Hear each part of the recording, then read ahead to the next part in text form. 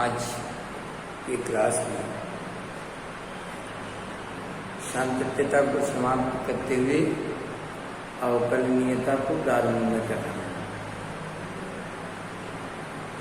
मतलब आज की क्लास से हम लोग पढ़ेंगे अवकलनीयता।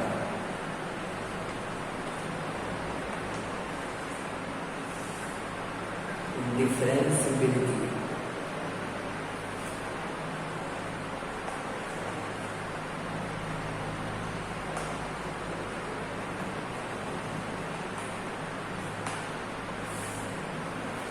हम लोग पढ़ेंगे अवकलनीयता। अवकलनीयता जरा डिफिनेशन देखिए।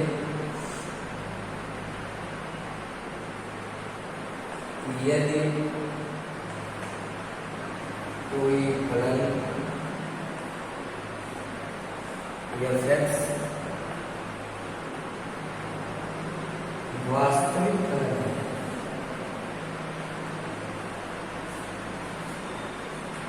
तो f(x)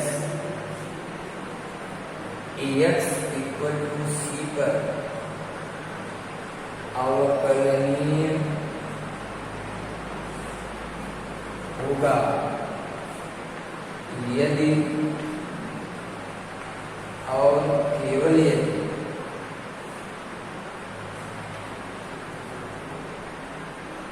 यदि और केवल यदि लिमिट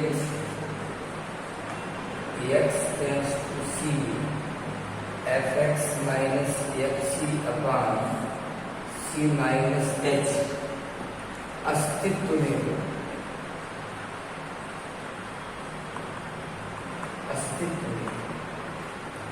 ये डिफिनेशन है। जिस तरह आपने किसी फंक्शन के सातत्यता को चेक किया, किसी पर्टिकुलर पॉइंट्स के लिए, किसी निश्चित बिंदु के लिए कि दिया गया फलन और सातत्य है अथवा असातत्य है, ठीक उसी तरह उस फलन का एक गुण और है जिसे हम अवकलनीयता कहते हैं, डिफरेंशिएबिलिटी कहते हैं। फलन अवकलनीय है कि नहीं, इसे चेक करने के लिए एक निश्चित क्वांटिटी, एक लिमिट आपको दी गई। अगर ये एग्जिस्ट करती है, किसी पर्टिकुलर पॉइंट पर एग्जिस्ट करता है, ये कोई वैल्यू हमको डिफाइंड वैल्यू देता है, तो उस बिंदु के लिए वो फलन अवकलनीय होगा, अदरवाइज वो अवकलनीय नहीं होगा, अन्यथा वो अवकलनीय नहीं होगा। अब यदि वो अवकलनीय है तो इस व्यंजक को यानी सीमा limit x tends to c f(x minus fc upon x minus c को f(x) का अवकलन या अवकल गुणांक कहते हैं। अवकल गुणांक कहते हैं।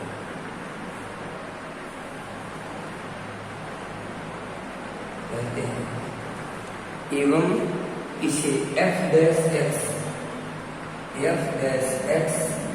Equal to limit of x tends to c f(x minus fc upon x minus c द्वारा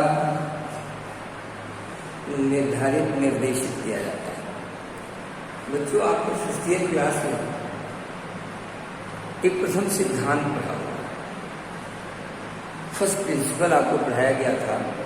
प्रथम सिद्धांत द्वारा अवकलन की क्रिया को संपन्न करना या अवकलन ज्ञात करना, वहां भी आपको ऐसे ही एक लिमिट मिली हुई है। ठीक यहाँ पर बस हम टेस्ट करेंगे अवकलनीय है कि नहीं।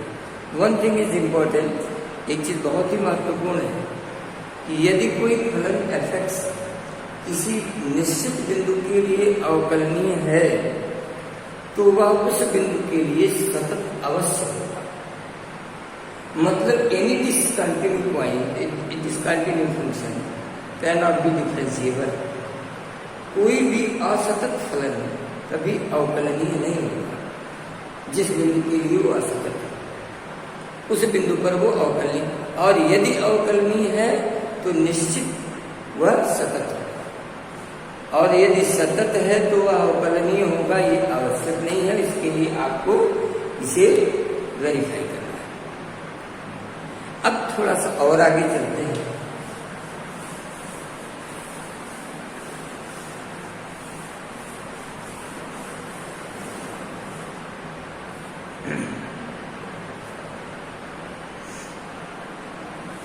ये limit x tends to c fx minus fc upon x minus c अस्तित्व में है।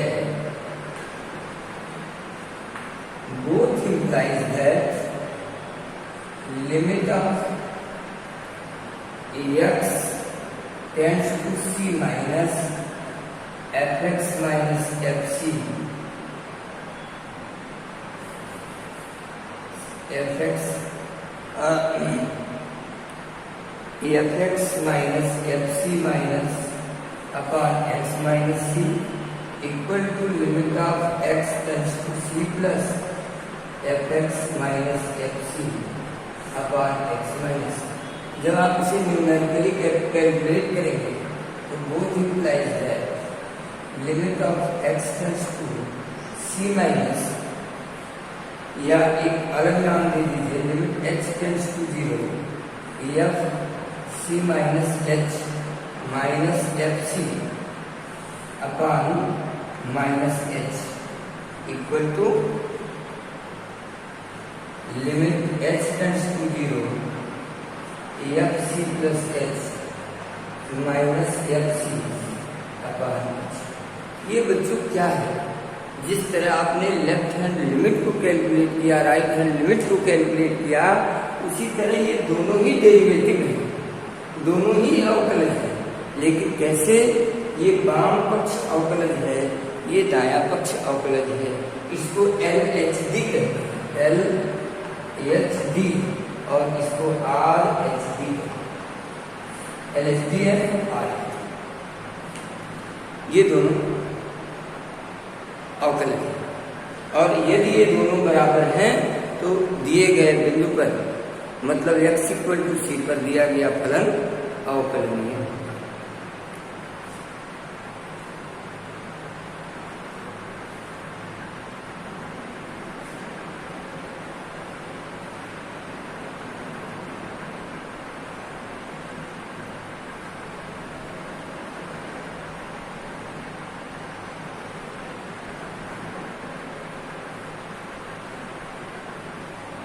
अंतरालों की बात की जाए तो किसी खुले हुए अंतराल में कोई वास्तविक फलन fx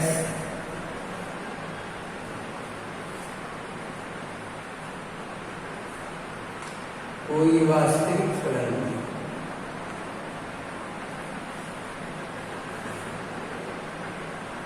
fx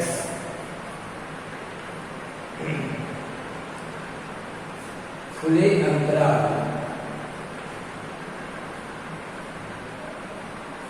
AB में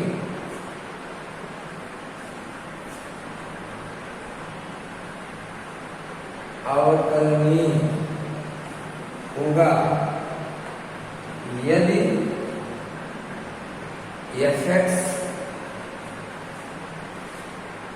AB के बीच के सभी बिंदुओं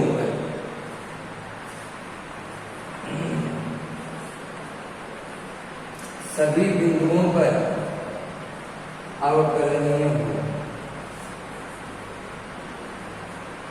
ये है, आप जब लाइन में आइए, नंबर लाइन, ये A है, ये B है, हम इसे लेफ्ट करते हैं और बाकी इसके बीच के जितने पॉइंट्स हैं, इन सारे पॉइंट्स के लिए अगर कोई फलन अवकलनीय है तो ये कहा जाएगा कि वह फलन इस खुले अंतराल के लिए अवकलनीय है। इसकी जरूरत आगे आपको पड़ेगी, इसलिए आप इसे जानते रहें। तो कुछ इम्पोर्टेंट टिप्स देखिए, कुछ चीजें जो ऑलरेडी वेल डिफाइंड है, जिनको केवल आपको जानना है। अवकलनीय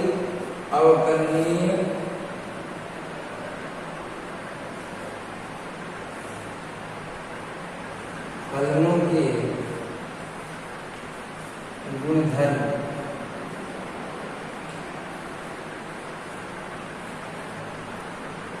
जितने भी बहुपदीय फलन होते हैं, नंबर 1, सभी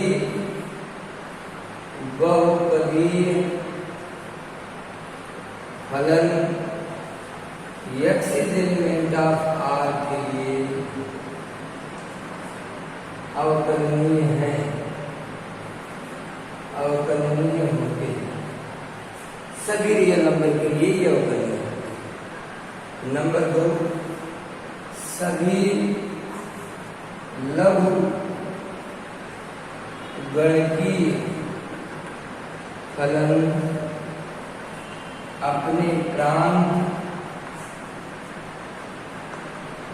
के सभी बिंदुओं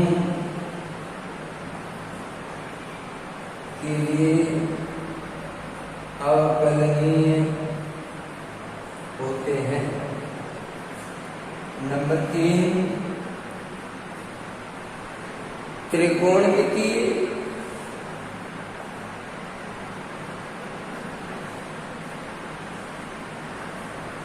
या प्रतिलोम त्रिकोणमिति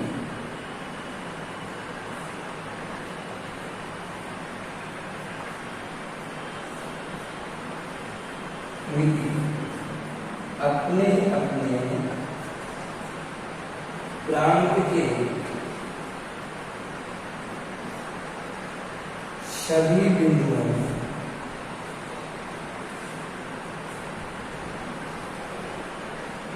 के लिए अवकलनीय होते हैं। बच्चों, ये मैंने इसलिए लिखा है कि अगर आपको कभी ऐसे फलन मिल जाए और उनकी अवकलनीयता को प्रूफ करना हो, तो केवल बिंदु को ये देखिए कि क्या वह बिंदु उनके प्रांत का है। यदि प्रांत का है तो ऑलरेडी वो अवकलनीय है, और यदि प्रांत का नहीं है तो उस बिंदु के लिए वह फलन अवकलनीय नहीं है। जितने अचर फलन होते हैं वो सभी रियल नंबर्स के लिए, सभी वास्तविक संख्याओं के लिए अवकलनीय होते हैं। ये कुछ एक्स्ट्रा चीजें हैं जिनको आप जान लीजिए। अब आइए थोड़ा और आगे चलते हैं। जो प्रथम सिद्धांत का प्रयोग आपने किया था, यानी f डैश x किसी बिंदु के लिए limit of h tends to 0 fx plus h minus fx upon h, यह किसी बिंदु के लिए अवकल, ये क्या है, अवकल गुणांक है। आप इसको आप dx भी लिख सकते हो, d by dx of fx equal to limit of h tends to 0 f x plus h minus fx upon h equal to limit of h tends to 0 x minus h minus fx upon h।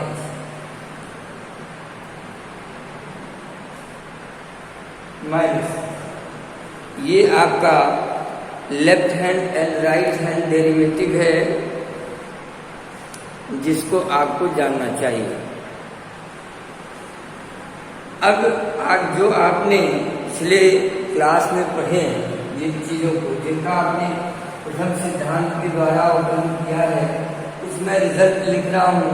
उन रिजल्टों पर आप ध्यान दीजिए और प्रयास कीजिए क्यों result आपको लर्न हो, क्योंकि अवकलन और अवकलनीयता दोनों एक साथ ही प्रारंभ होंगे, दोनों एक साथ की क्रियाएं हैं। जैसे ddx of x to the power n equal to nx to the power n minus 1, ddx of log x at base t equal to 1 by x, ddx of sin x equal to cos x,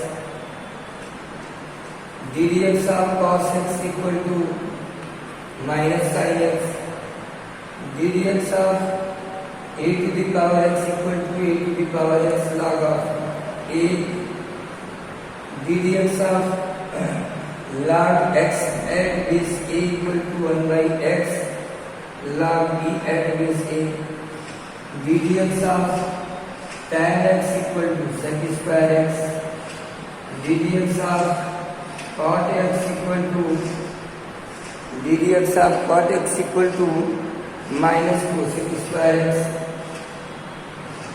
ddx of sec x equal to sec x tan x, and ddx of cosec x equal to minus cosec x cot x। ये कुछ और इसके बाद inverse में जाएंगे। दूसरी चीज ddx of any constant v equal to 0, ये सब आपने फर्स्ट ईयर क्लास में डेरिवेट किया, सब आप जानते हैं। In the class of 12 we have to applicate all the concept, जितना भी आपने फर्स्ट ईयर में पढ़ा सबको हम लोग एप्लीकेट करेंगे।